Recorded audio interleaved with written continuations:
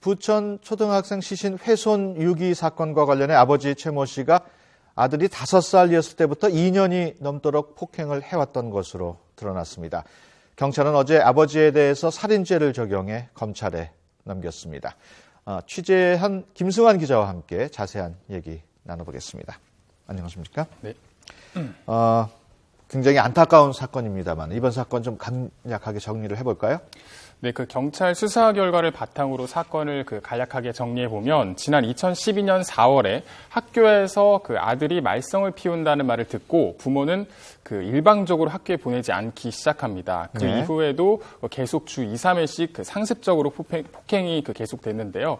그해 11월 7일 날 아버지는 술을 마신 뒤 아들을 마치 권투 경기하듯 2시간 동안 폭행을 한 뒤 취침을 했다라고 합니다. 네. 그 다음 날 아버지가 술에서 깬 다음에 아들 상태를 확인을 했더니 거실에 컴퓨터 앞에 의자에 엎드린 채 숨진 채 발견이 됐습니다. 물론 그때 어머니도 왔었고요. 그렇게 됐을 때 보통은 119에 신고를 하는데 이들 부부는 그 다음 날 아버지가 아들의 시신을 흉기로 훼손하고 또 유기한 다음에 어머니도 가담을 하게 됩니다. 또 아이를 경찰에 신고할 경우에는 상습 폭행 혐의가 드러날 것이 두려워서 그렇게 했었고 또 시신이 부패하면 냄새가 날 것 같다고 냉동 보관했다라고 합니다. 이로부터 지금까지 거의 4년 가까이 은폐가 된 셈입니다. 예, 지금 사건 개요를 설명을 해주셨는데 그 내용이 아버지의 진술을 토대로 한 건가요? 예, 그렇습니다. 예. 이번 사건이 밝혀지게 된 계기가 있었다고요?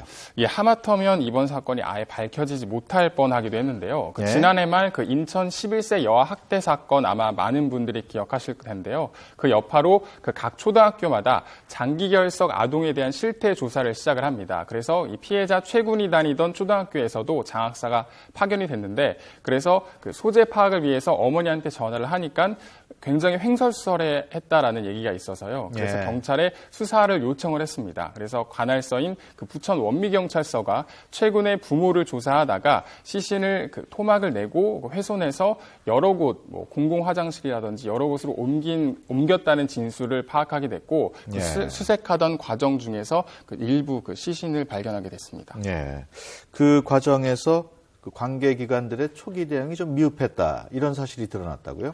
이 굉장히 안타까운 점인데요. 아까 말씀드렸듯이 2012년 4월 말에 최군의 부모가 일방적으로 출석을 시키지 않았는데요. 네. 학교에서도 물론 조처는 했습니다. 담임교사라든지 아니면 여러 다른 학년 부장이 직접 2번 정도 찾아갔었는데요. 네. 하지만 결국에는 만나지 못했고요. 또 학교에서는 주민센터에 공문을 보내서 출석 독촉을 요구를 했는데 하지만 이 주민센터에서는 아무런 역할을 하지 않았습니다. 네. 물론 공문을 받은 사실이 확인이 됐지만 아무런 역할을 하지 않았기 때문에 경찰에서는 직무 유기 혐의로 이 주민센터 관계자를 입건하기도 했습니다. 예.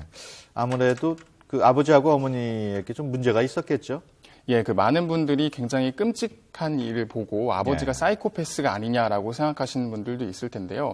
경찰은 사이코패스는 아니라고 봤지만, 하지만 아버지가 분노 충동을 조절하지 못하는 장애를 갖고 있고, 아내 또한 인지 능력이라든지 의사소통 능력이 상당히 낮은 것으로 밝혀졌습니다. 네. 현장 검증에서도 볼 수 있는데요. 굉장히 끔찍한 일인데도 부부 중 누구도 눈물을 흘리거나 머뭇거리지 않는 비상식적인 모습을 보였는데요. 또 경찰 조사에서는 이 아버지와 어머니 모두 성장기에 부모가 방임을 했고 또 적절하지 못했던 양육을 경험하면서 사회적으로나 심리적으로 고립된 생활을 했습니다. 또 예. 특히 아버지가 직업이 없이 그냥 집에서 게임을 하면서 지내거든요. 그렇기 때문에 하루 종일 아이를 보면서 또 굉장히 스트레스를 받아서 극단적인 선택을 했을 수도 있다라는 분석이 그렇게 나오고 있습니다. 예.